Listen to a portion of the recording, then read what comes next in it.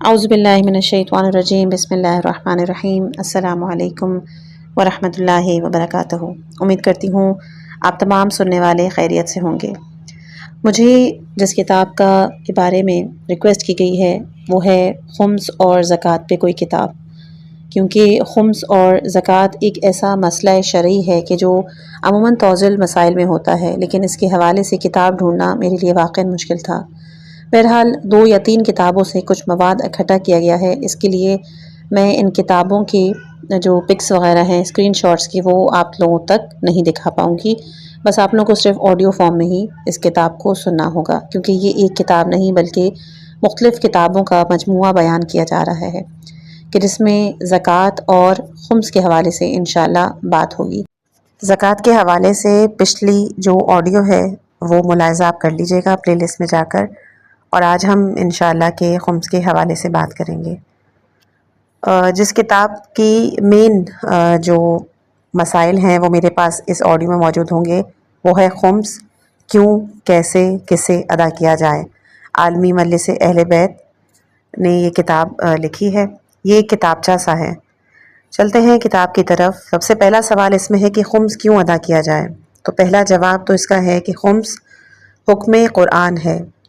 قرآن میں سورہ انفال میں بیان ہوا، جان لو کہ جب کسی بھی ذریعے سے تمہیں کوئی آمدنی حاصل ہو تو اس کا 5واں حصہ اللہ، اس کے رسول، قرابت داروں، یتیموں، مسکینوں اور مسافروں کے لیے ہے۔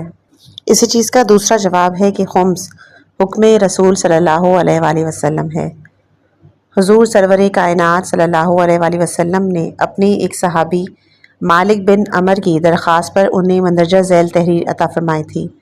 بسم اللہ الرحمن الرحیم۔ یہ تحریر محمد رسول اللہ کی طرف سے مالک بن عمر اور ان کا ساتھ دینے والے مسلمان کے لیے ہے۔ اگر انہوں نے نماز قائم کی، زکوٰۃ ادا کی اور مسلمانوں کے ساتھ رہتے ہوئے مشرکوں سے ترک موالات کی اور اپنی کمائی سے خمس ادا کرتے رہے تو یہ تحریر ان کے لیے امان نامہ ہے۔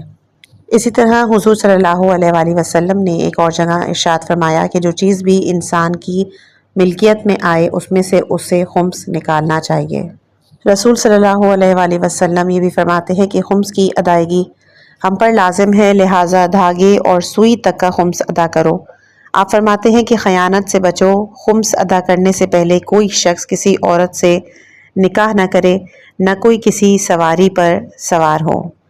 اسی طرح خمس جو ہے وہ حکم امام بھی ہے، جس کی پہلی روایت بیان کی جائے گی۔ سماع بن مہران، انہوں نے امام موسیٰ کاظم علیہ السلام سے خمس کے بارے میں سوال کیا تو آپ نے جواب میں ارشاد فرمایا، ہر قسم کی آمدنی چاہے وہ کم ہو یا زیادہ ہو اس پر خمس واجب ہے۔ امام رضا علیہ السلام نے فرمایا، خمس کی ادائیگی میں کوئی رکاوٹ نہ پیدا ہونے دو اور اپنے آپ کو ہماری دعاؤں سے محروم نہ کرو۔ خمس کی ادائیگی کو رزق کی کنجی جانو، جس کے ذریعے تمہارے گناہ بھی بخشے جائیں گے، اور اس کے علاوہ جس دن سب محتاج ہوں گے اس روز ذخیرہ تمہارے کام آئے گا۔ خراسان کے کچھ لوگ امام رضا علیہ السلام کی خدمت میں حاضر ہوئے اور درخواست کی کہ خمس کی ادائیگی انہیں معاف کر دی جائے۔ امام نے کہا کہ میں تمہیں اس قسم کی اجازت نہیں دے سکتا۔ تم لوگ زبان سے محبت کا اظہار کرتے ہو اور خمس کی جسے خدا نے ہمارا حق قرار دیا ہے، ہمیں اس کا حقدار بنایا ہے، اس کی ادائیگی میں پسو پیش سے کام لیتے ہو۔ ہم تم میں سے کسی ایک کو خمس معاف نہیں کریں گے، معاف نہیں کریں گے، معاف نہیں کریں گے۔ دوسرا سوال ہے کہ خمس کیسے ادا کیا جائے۔ اس کا جواب مندرجہ ذیل 7 ذرائع سے حاصل ہونے والی آمدنی پر خمس کا ادا کرنا واجب ہے۔ پہلی ہے ملازمت، زراعت، تجارت اور صنعت وغیرہ سے حاصل ہونے والی آمدنی۔ آپ کو تجارت، زراعت، صنعت اور محنت مزدوری اور سروس وغیرہ سے جو آمدنی حاصل ہو، آپ کے اور آپ کے زیر کفالت افراد کے سال بھر کے اخراجات کے بعد جو کچھ بھی بچ جاتا ہے اس بچت کا 5واں حصہ بطور خمس ادا کرنا ہوگا۔ آمدنی کے مندرجہ ذیل 6 صورتوں میں سال بھر کے اخراجات کا لحاظ کے بغیر معینہ تاریخ پر کل آمدنی کا 5واں حصہ بطور خمس واجب الادا ہوگا۔ پوشیدہ خزانے یا معدنیات کی صورت میں حساب کرتے وقت ان کی معینہ نصاب کا خیال رکھیں۔ وہ 6 چیزیں میں دوبارہ سے بیان کر دیتی ہوں: تجارت، زراعت، صنعت، محنت مزدوری، سروس اور حرفت۔ اگلا ہے معدنی ذخائر حاصل ہونے والی آمدنی۔ معدنیات سے مراد ہر وہ چیز کی جو اپنی قیمت رکھتی ہو اور اسے زمین یا پہاڑوں سے نکالا جائے اور عرف عام میں سے معدنیات میں شمار کیا جاتا ہے، مثلا سونا، چاندی، تانبا، پلیٹینیم، ہیرا، نیلم، پکراج، سنگ مرمر، گندھک، سرما، نمک، ملتانی مٹی، پیٹرولیم، کول تار وغیرہ۔ یہ معدنیات آپ کو اپنی ذاتی زمین سے حاصل ہوں یا زمین پھٹنے پر حاصل کی گئی ہوں، دونوں صورتوں میں ان کے اخراجات کی ادائیگی کے بعد باقی کل آمدنی پر خمس فوری طور پر ادا کیا جائے گا۔ اگر معدنیات سے حاصل ہونے والی آمدنی کی مالیت 42 تولے چاندی یا 6 تولہ سونے کی قیمت کے مساوی یا اس سے زیادہ ہو، تب اس پر خمس واجب الادا ہوگا اور اس سے کم مالیت کی معدنیات پر خمس نہیں ہوگا۔ تیسرا ہے ندی، دریا، سمندر وغیرہ سے غوطہ خوری سے حاصل کردہ آمدنی۔ ندی، دریا، سمندر سے غوطہ خوری یا پھر دیگر مشینی آلات کے ذریعے حاصل کیے جانے والے موتی، موگا، عنبر یا دیگر قیمتی جواہرات، نباتات سے حاصل ہونے والی آمدنی سے غوطہ خوری کے اخراج منہا کر کے باقی کل آمدنی پر خمس ادا کرنا ہوگا۔ مچھلی یا اس جیسے دیگر آبی جانور اس میں شامل نہیں ہوں گے۔ اگر مچھلی پکڑنا آپ کا پیشہ ہے تو اس سے حاصل ہونے والی آمدنی میں سے اپنے اور اپنے زیر کفالت افراد کے اخراجات نکال کر آپ بھی ایک فارم جو آگے آپ کو دیا جائے گا، فارم بی کے نام سے، اس کے ذریعے اپنا خمس کا حساب کر سکتے ہیں۔ چوتھا ہے پوشیدہ خزانے۔ پوشیدہ خزانے سے مراد وہ دولت کی جسے لوگوں نے زمین، غاروں، دیواروں میں چھپا دیا ہو اور کھدائی یا کاٹ چھانٹ کے نتیجے میں وہ کسی کے ہاتھ لگ جائے۔ پوشیدہ خزانے سے حاصل شدہ دولت کی مقدار اگر 42 تولے چاندی یا 6 تولہ سونے کی قیمت کے برابر یا زیادہ ہو تو اس پر فوری طور پر خمس واجب الادا ہوگا۔ پانچواں ہے مخلوط مال۔ ایسا مال کہ جس میں حلال اور حرام باہم اس طرح سے مل گیا ہو کہ مال حرام کی مقدار کا تعین کرنا ممکن نہ ہو اور مال حرام کے مالک کی شناخت بھی ممکن نہ ہو۔ اس صورت میں ایسے مال کو پاک کرنے کے لیے کل مال مخلوط کا 5واں حصہ بطور خمس ادا کیا جائے گا۔ چھٹا ہے ذمے کی مسلمان سے زمین کی خرید و فروخت۔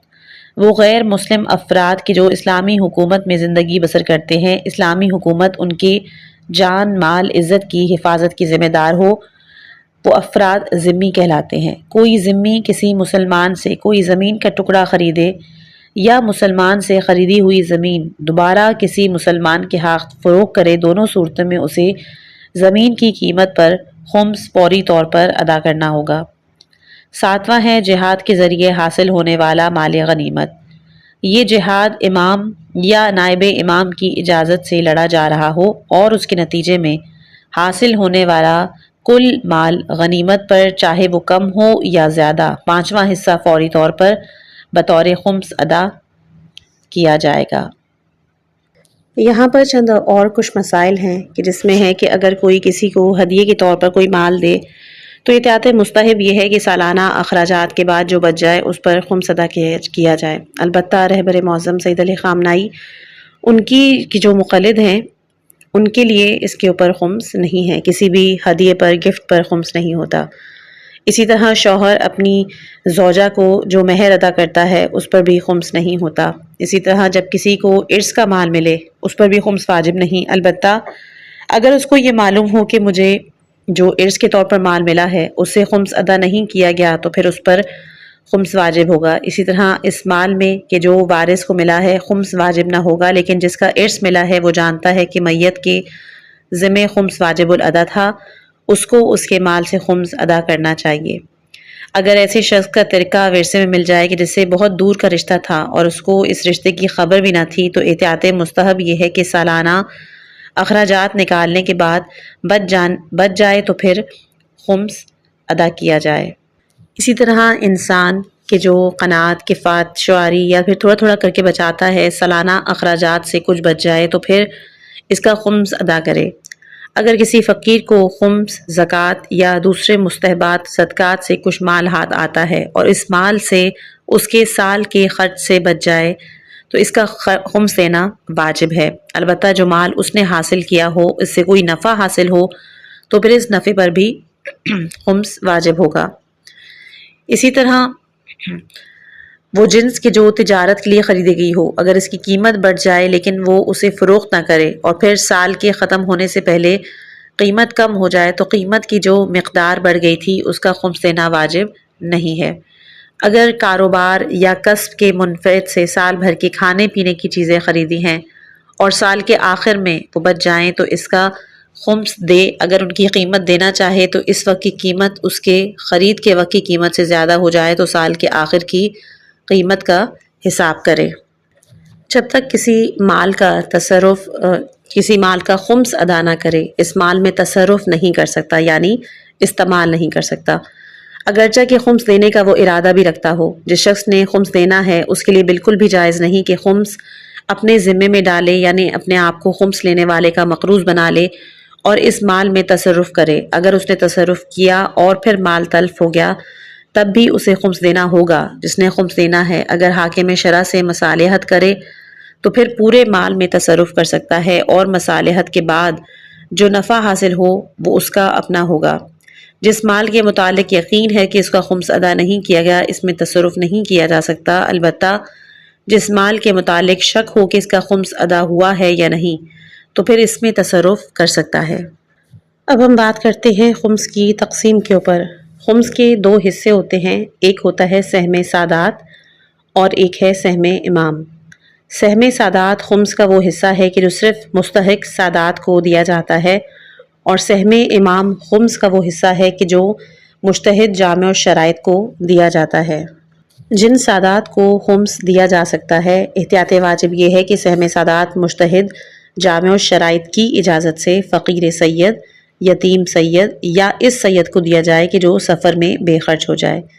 سہم امام مجتہد جامع شرائط کو دینا۔ دوسرا جو آدھا حصہ ہوتا ہے سہم امام جو مجتہد جامع شرائط کو دیا جاتا ہے یا ایسے مصرف میں صرف کیا جائے کہ جس کی اجازت وہ مجتہد دے دے، البتہ انسان اس مجتہد کو دینا چاہے کہ جس کی اس نے تقلید نہیں کی ہوئی تو اس صورت میں بھی اسے اجازت دی جاتی ہے جب دینے والے کو علم ہو کہ وہ مجتہد اور جس مجتہد کی یہ تقلید کرتا ہے دونوں سہم امام کو ایک ہی طریقے پر صرف کرتے ہیں۔ جو سید عادل نہیں ہے اسے خمس دیا جا سکتا ہے، البتہ وہ سید کے جو اسنا عشری نہیں وہ خمس نہیں لے سکتا۔ جس کا سفر گناہ کے لیے ہو، وہ سید کے جو سفر میں بے خرچ ہو گیا ہو، اگر اس کا سفر معصیت ہو تو پھر اس کو خمس نہیں دیا جائے گا۔ اگر گنہگار سید کے لیے خمس دینا معصیت میں تقویت کا سبب بنتا ہو تو اسے خمس نہیں دے سکتے، اور جو سید علل اعلان گناہ کرتا ہے اگرچہ اسے خمس دینا اعانت گناہ نہ بھی ہو تب بھی احتیاط واجب یہ ہے کہ اس کو خمس نہ دیا جائے۔ اگر کوئی شخص کہتا ہے کہ میں سید ہوں تو اسے خمس نہیں دیا جا سکتا جب تک کہ وہ دو عادل اس کے سید ہونے کی تصدیق نہ کریں یا لوگوں کے درمیان اس طرح معروف ہوں کہ انسان کو یقین یا اطمینان پیدا ہو جائے کہ یہ سید ہے۔ جو شخص اپنے شہر میں سید مشہور ہے اگرچہ کسی انسان کو اس کے سید ہونے کا یقین نہ ہو تب بھی اسے خمس دے سکتا ہے۔ جس کی بیوی سیدانی ہو تو احتیاط واجب یہ ہے کہ وہ اس کو اپنا خمس نہ دے جبکہ وہ اسے اپنے مصرف میں استعمال کرے، البتہ سیدانی پر دوسرے لوگوں کے اخراجات واجب ہوں اور وہ اخراجات برداشت نہیں کر سکتی تو پھر جائز ہے کہ انسان اس سیدانی کو خمس دے تاکہ وہ ان پر صرف کرے۔ اگر کسی سیدانی کے اخراجات کسی پر واجب ہوں اور وہ اس کی بیوی نہ ہو تو احتیاط واجب یہ ہے کہ وہ خمس سے اسے خوراک پوشاک نہیں دے سکتا، البتہ خمس کی کچھ رقم اس سیدانی کی ملکیت کر دے کہ وہ انہیں دوسرے اخراجات میں صرف کر دے جو کہ خمس دینے والے پر واجب نہیں تو اس میں کوئی حرج نہیں۔ احتیاط واجب یہ ہے کہ ایک سال کے اخراجات سے زیادہ کسی فقیر سید کو خمس نہ دیا جائے۔ اگر کسی شہر میں کوئی سید مستحق نہ ہو اور یہ احتمال بھی نہیں رکھتا کہ کوئی سید یہاں ہوگا یا خمس کی رقم کا محفوظ رکھنا مستحق کے ملنے تک ممکن نہ ہو تو وہ خمس کسی دوسرے شہر میں لے جائے اور مستحق کو پہنائے۔ احتیاط یہ ہے کہ خمس کے دوسرے شہر میں لے جانے کے اخراجات خمس میں نہ دے۔ اگر خمس تلف ہو جائے تو اگر اس کی حفاظت میں کوتاہی کی ہے تو اس کا عوض دے گا، اور اگر کوتاہی نہیں کی تو اس پر کوئی چیز واجب نہیں ہے۔ اگر خمس نکالنے والے کے شہر میں کوئی مستحق نہیں لیکن احتمال ہے کہ شاید کوئی مل جائے، تو اگرچہ کہ مستحق ملنے تک خمس کی حفاظت ممکن ہو تو بھی خمس دوسرے شہر میں لے جا سکتا ہے۔ اب اگر اس نے خمس کی حفاظت میں کوتاہی نہیں کی اور وہ تلف ہو گیا تو اسے کچھ نہیں دینا ہوگا البتہ۔ اب سوال نمبر 2 یہ بنتا ہے کہ خمس کیسے ادا کیا جائے؟ خمس کی ادائیگی کے لیے پہلے آپ کو سال میں ایک تاریخ معین کرنے کی ضرورت ہے۔ اس معینہ تاریخ پر آپ اس کتابچے کے ساتھ، یعنی یہ جو میں آڈیو پیش کر رہی ہوں اس میں ایک منسلک فارم ہے، اس کی مدد سے اپنے ذمے واجب الادا خمس کا حساب کریں گے۔ لیکن اگر کان کنی یا غوطہ خوری کے ذریعے جواہرات نکالنا آپ کی روزی کمانے کا ذریعہ ہے اور آپ ماہانہ اپنی آمدنی کا حساب کرتے ہیں تو آپ ماہانہ بھی اپنی کل آمدنی سے خمس ادا کر سکتے ہیں۔ اس طرح مخلوط مال، پوشیدہ خزانے سے ملنا یا پھر جہاد کی صورت میں معینہ تاریخ کے انتظار کی ضرورت نہیں ہوگی۔ آمدنی حاصل ہوتے ہی خمس کی رقم فوری طور پر ادا کریں۔ امام خمینی کے فتوے کے مطابق شمسی سال کی تاریخ کا تعین کرنا بہتر ہے۔ سالانہ تاریخ کے تعین کے لیے قمری سال کی تاریخ کا تعین بھی کیا جا سکتا ہے۔ مثلاً اگر آپ چاہیں تو 1 جنوری یا 1 محرم، جو بھی آپ کے لیے مناسب ہو، اس کا تعین کر سکتے ہیں۔ فارم پر کرنے کا طریقہ۔ یہ فارم 2 حصوں پر مشتمل ہے، ایک ہے فارم اول یعنی الف اور ایک ہے فارم بے یعنی کہ دوسرا فارم۔ تو آئیں سب سے پہلے ہم فارم الف کے بارے میں بات کرتے ہیں۔ اگر آپ نے آج تک خمس ادا نہیں کیا اور آپ پہلی مرتبہ اس فریضے کی ادائیگی کا ارادہ رکھتے ہیں تو اپنے ذمے واجب الادا خمس کی رقم کے تعین کے لیے آپ فارم الف کو پر کریں گے۔ آپ اپنے موجودہ کل اثاثہ جات کو 2 حصوں میں تقسیم کریں۔ قرض کی رقم سے بنائے گئے اثاثہ جات اس حساب میں شمار نہیں ہوں گے، لیکن اگر کوئی چیز جزوی طور پر قرض لے کر بنائی گئی ہے تو اس میں شامل آپ کا ذاتی سرمایہ یہاں پر شامل ہوگا۔ مثلاً اگر 2 لاکھ روپے کی مالکیت کے مکان یا کارخانے یا زیور وغیرہ میں 1 لاکھ روپیہ قرض ہے اور 1 لاکھ روپیہ آپ کا ذاتی، تو آپ 1 لاکھ روپے کا اثاثہ اپنا شمار کریں گے۔ جزوے اول میں ان اشیاء کو شامل کریں کہ جو آپ کی ضروریات زندگی ہیں، یعنی آپ کی معاشرتی حیثیت کے مطابق آپ کی ضرورت شمار ہوتی ہے۔ مثلاً ایک مکان یا مکان کا وہ حصہ کہ جس میں آپ رہائش پذیر ہیں۔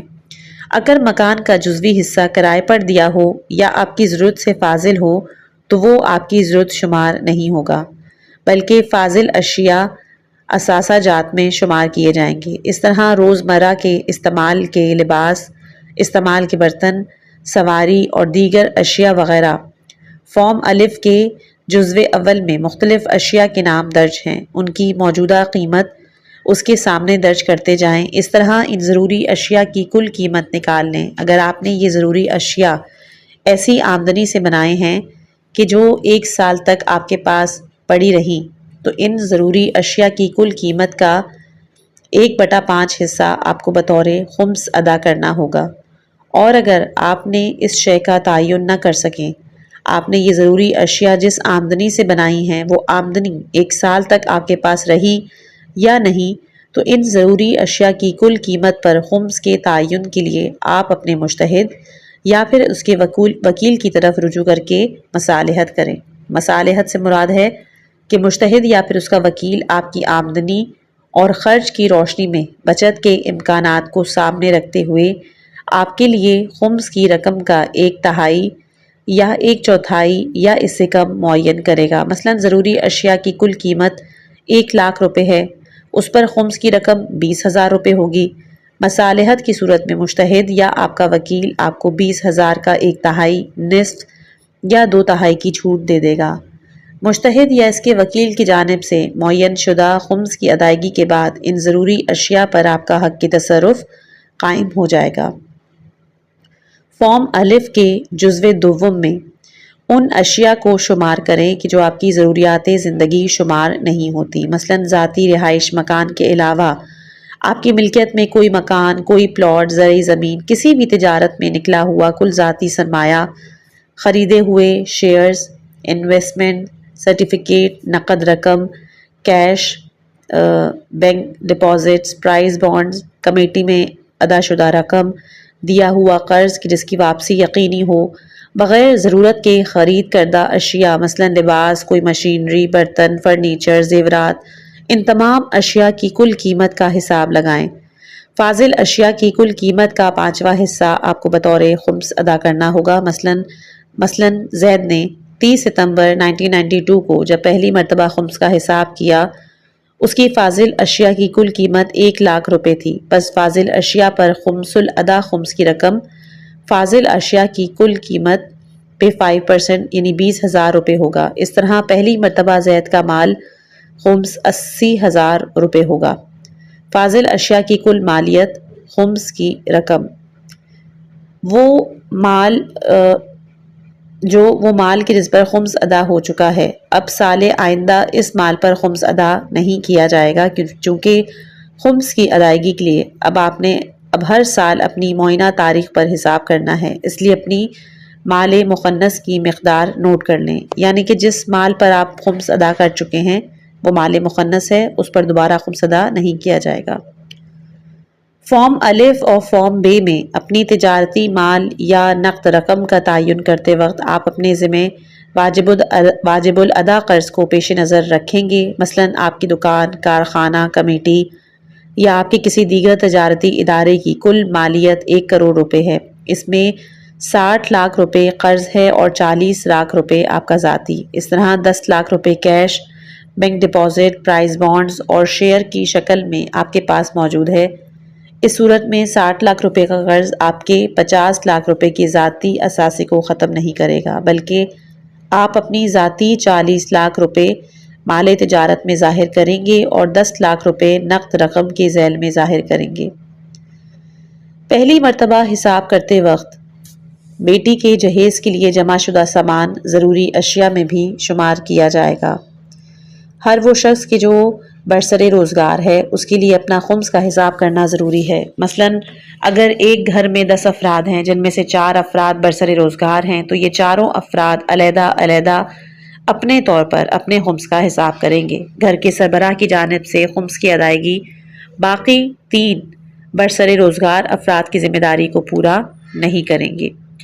یہاں میں دوبارہ ایک دفعہ بولوں کہ یہ جو کتابچہ ہے یہ میرے خیال سے جنہوں نے لکھا ہے ان کا آخر میں نام آئے گا، میں ضرور پڑھ دوں گی، لیکن جس کی تقلید کرتا ہے وہ ضرور ان کے وکیل سے اس چیز کے بارے میں ضرور پتہ کر لے، کیونکہ مقلدین کے تھوڑے بہت فتاوی چینج ہوتے ہیں۔ جیسے کہ میں نے گفٹ کے حوالے سے بتایا تھا کہ جو چیز آپ کو گفٹ دی گئی ہے اس میں آغا سیستانی میں خمس دینا ہے، لیکن جو رہبر معظم سید علی خامنائی ہیں ان کی جو مقلدین ہیں ان کے اوپر خمس اس چیز میں واجب نہیں ہوتا۔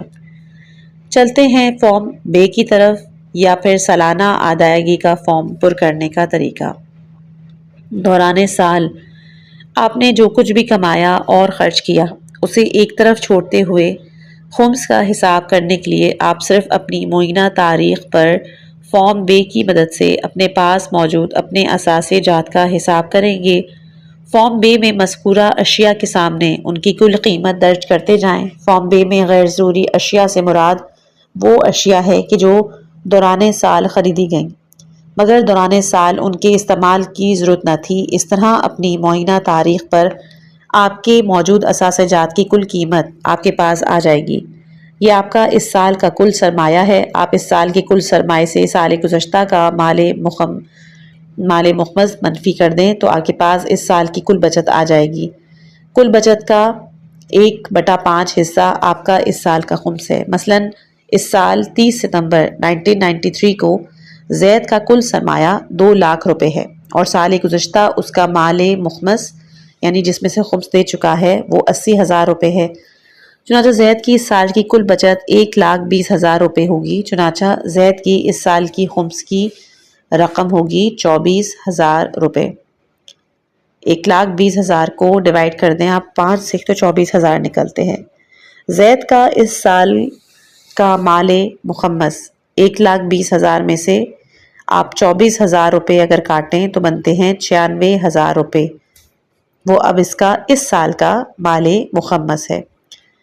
خمس کسے دیا جائے؟ جیسے کہ پہلے بتا چکی ہوں کہ خمس کی رقم 2 مساوی حصوں میں تقسیم کی جائے گی۔ پہلا حصہ سہم امام ہے اور دوسرا حصہ سہم سادات ہے۔ سہم امام کی رقم اپنے مجتہد نائب امام کی جس کی آپ تقلید کرتے ہیں یا پھر اس کے معین کردہ وکیل یا خمس کے وصولی کے لیے اس کے نمائندے تک پہنچانا آپ کی ذمہ داری ہے۔ آپ اپنی مرضی سے رقم نہ کسی کو دے سکتے ہیں اور نہ ہی کسی جگہ پر استعمال کر سکتے ہیں۔ سہم سادات میں آپ اپنے محلے یا شہر میں موجود مستحق سادات کرام کو پہچانیں گے، لیکن ایسے مستحق فرد کی تلاش میں مندرجہ ذیل امور کو پیش نظر رکھیں۔ وہ شخص سید ہو، یعنی عمومی طور پر مشہور ہو کہ وہ سید ہے اور لوگ اس کے حسب و نسب میں شک نہ کرتے ہوں۔ اسے مستحق ہونا چاہیے، یعنی اس کے پاس سال بھر کے نان نفقے کے اخراجات نہ ہوں۔ تیسرا، سال بھر کے اخراجات سے زیادہ اسے خمس نہ دیا جائے۔ عرض مؤلف: اس کتابچے کی تیاری کے لیے میں آیت اللہ آصف محسنی اور حجت الاسلام شیخ محسن نجفی صاحب کا انتہائی مشکور ہوں کہ جنہوں نے انتہائی شفقت فرماتے ہوئے اس کتابچے اور فارم کی تیاری میں ہر قدم پر میری رہنمائی فرمائی۔ اس طرح میں برادر محترم سید مختار حسین جعفری صاحب اور برادر عزیز سید ندیم علی صاحب کا بھی شکر گزار ہوں، جن کے پرزور اصرار پر اس فارم اور کتابچے کی تیاری کا کام شروع ہوا اور انہوں نے اس فارم کی تیاری اور اشاعت میں مکمل تعاون کیا۔ اس کتابچے کے ذریعے سے خمس کے حکم اور ادائیگی کے طور طریقے کو مومنین کے لیے انتہائی آسان بنانے کی کوشش کی گئی ہے۔ خداوند عالم سے دعا گو ہیں کہ ہم سب کو صراط مستقیم پر چلنے اور ثابت قدم رہنے کی توفیق عطا فرمائے۔ اس کتابچے میں جو فارم کی ترتیب ہے اس میں مزید بہتری کے لیے علماء کرام اور مومنین کی تعمیری تجاویز کا منتظر ہیں۔ جنہوں نے لکھا ہے وہ ہیں خاکسار افتخار مرزا، قصر عباس علمدار کالونی، مورگا اور راولپنڈی۔